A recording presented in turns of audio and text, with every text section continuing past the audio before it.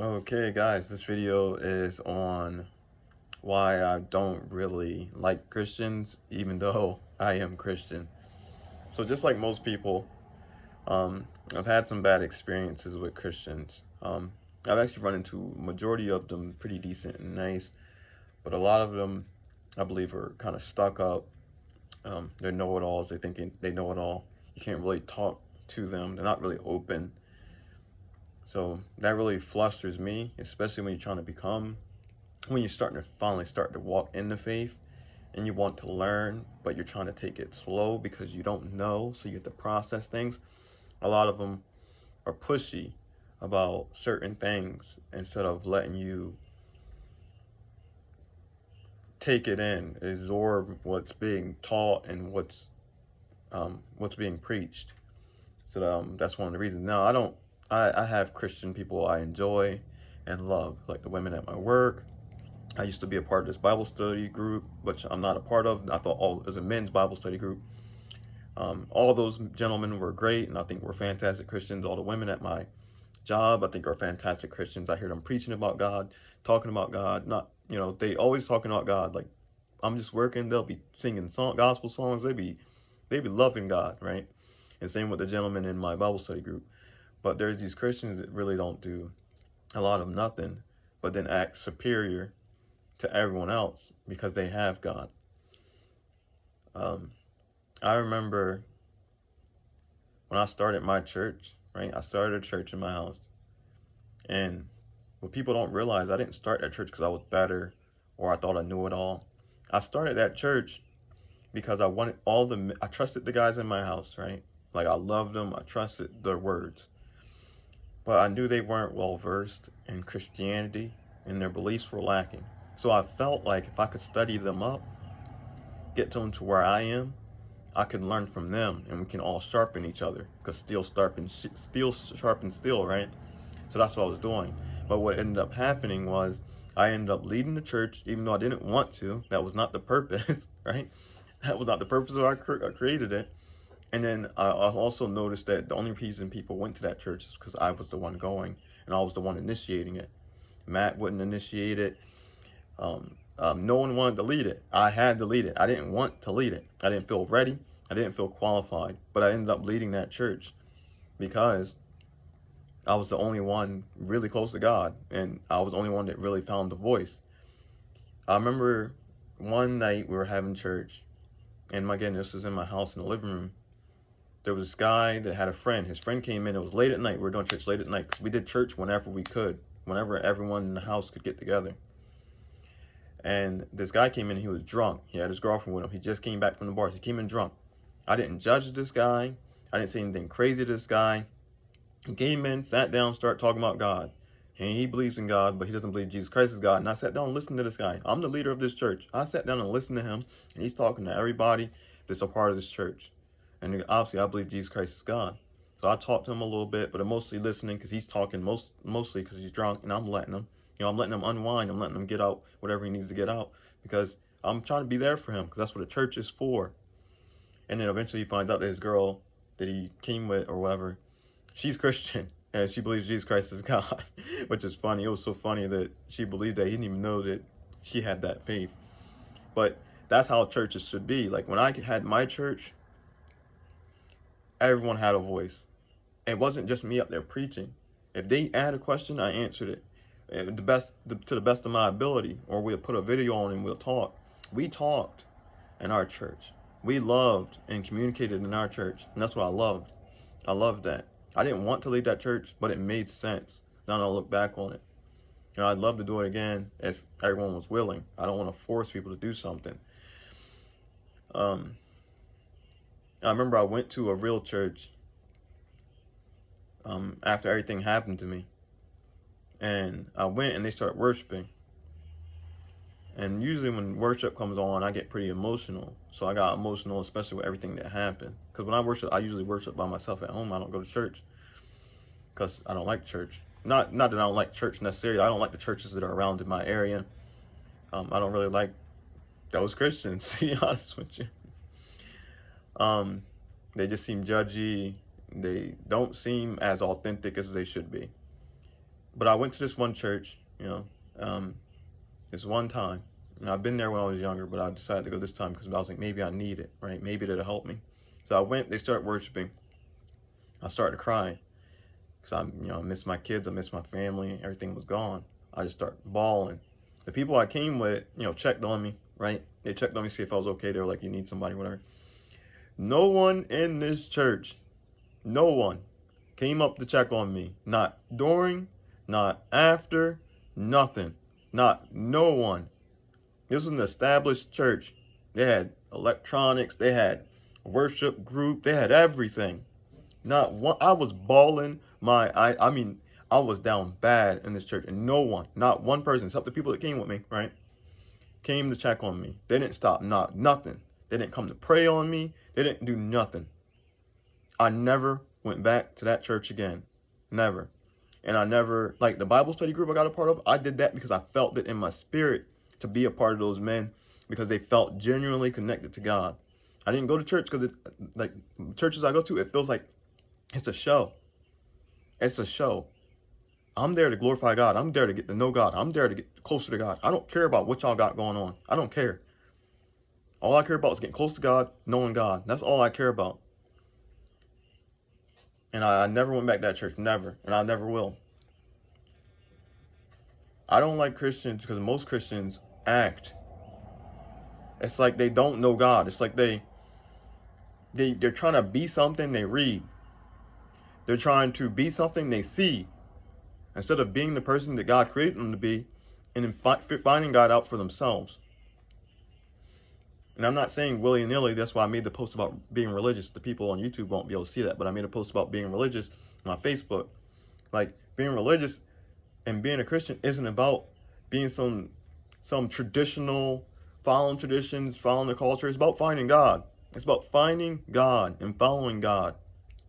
Ultimately, you pick a religion that seems true. Like, I chose Christianity not because of the religion. I chose it because it seemed true. I don't care what other people do in that religion. I'm not Catholic. I'm not Baptist. I'm not none of that. I'm non-denominational. And I'm not crapping on them guys because I actually respect those guys. But I'm saying I don't want to be led by man. I want to be led by God.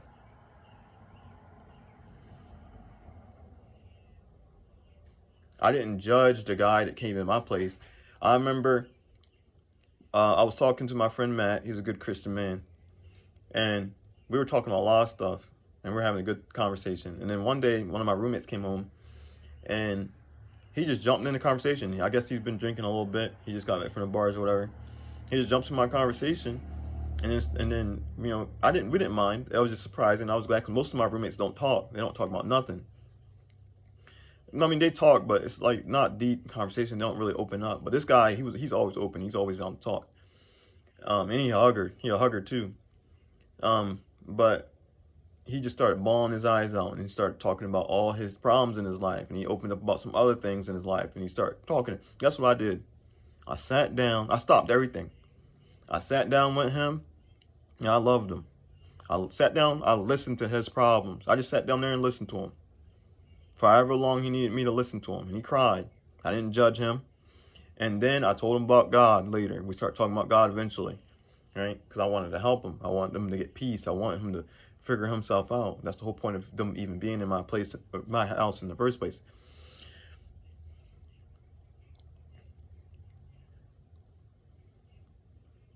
Like, when it came to church, I wanted to hear people.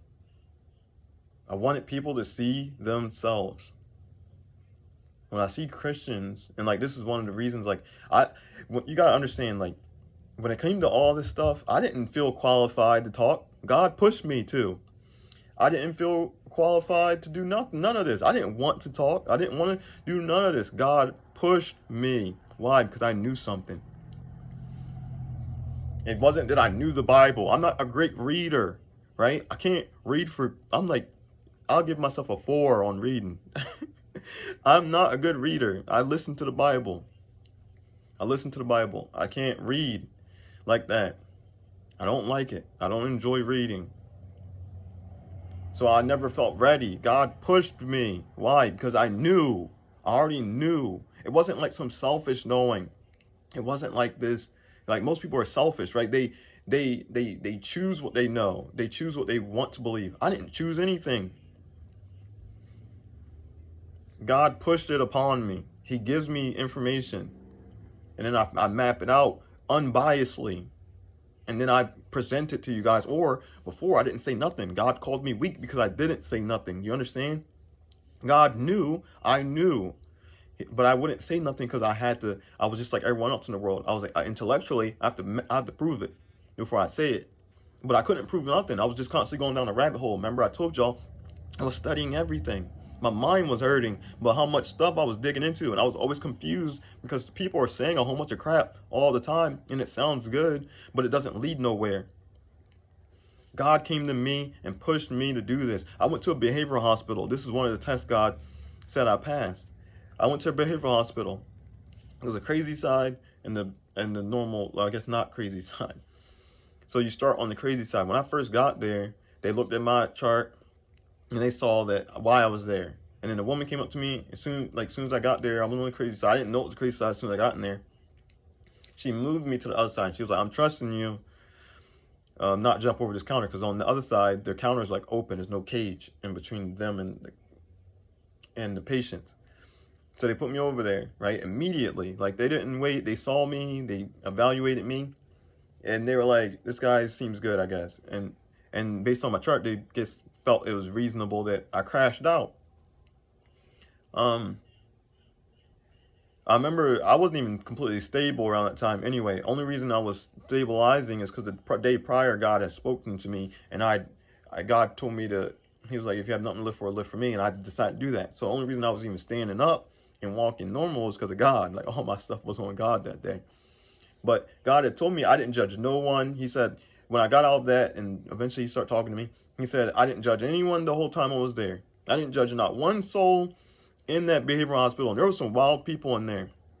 There were some scary people, some wild people. I listened to everybody in there. I loved everybody in there. I didn't judge them. A woman with schizophrenia talked to me. She opened up to me. She didn't open up to the doctors because the doctors judged you. They judged you. She said to me, I'm like, "I'm not even your doctor." She said it to me.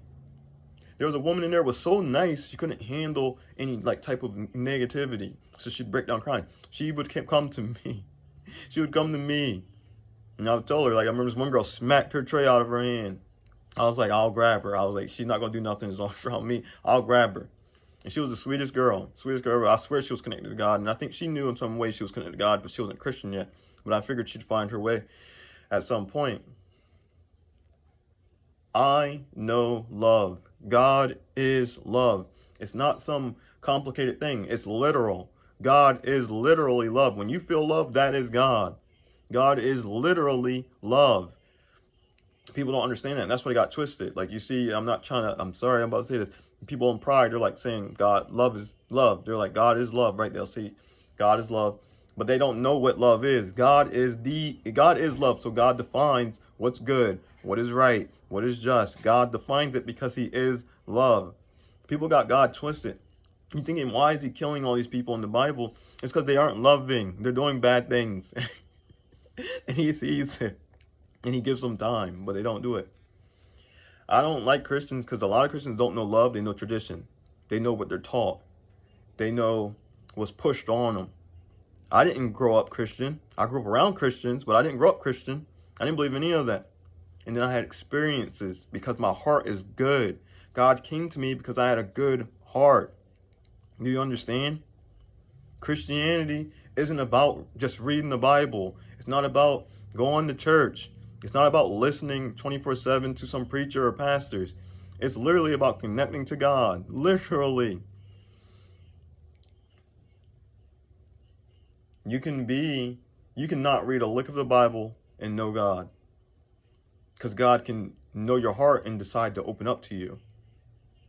Now, you should be careful because there is the devil. That's why the Bible is still good. That's why Christianity and churches are still good, because those things are technically from God. You just have to find the right ones, because not every Christian is technically a Christian. Not every Christian is going to heaven. Not every Christian is good. Just because they say they follow God.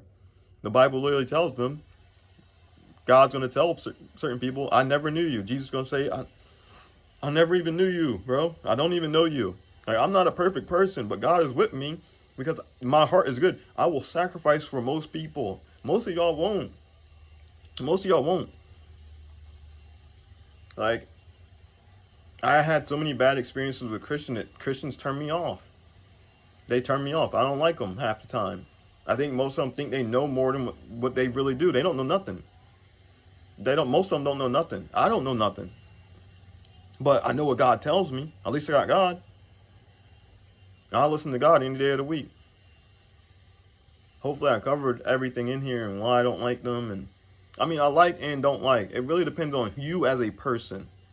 That's why people need to stop judging people by titles. Just because someone's a Christian doesn't mean they're good. Just because someone's a Christian doesn't mean they're bad. You got to judge the person individually. You got to look at that person and be like, I wonder if this person's good. And you got to judge them on their actions and their character. You don't judge them by their title because you never know.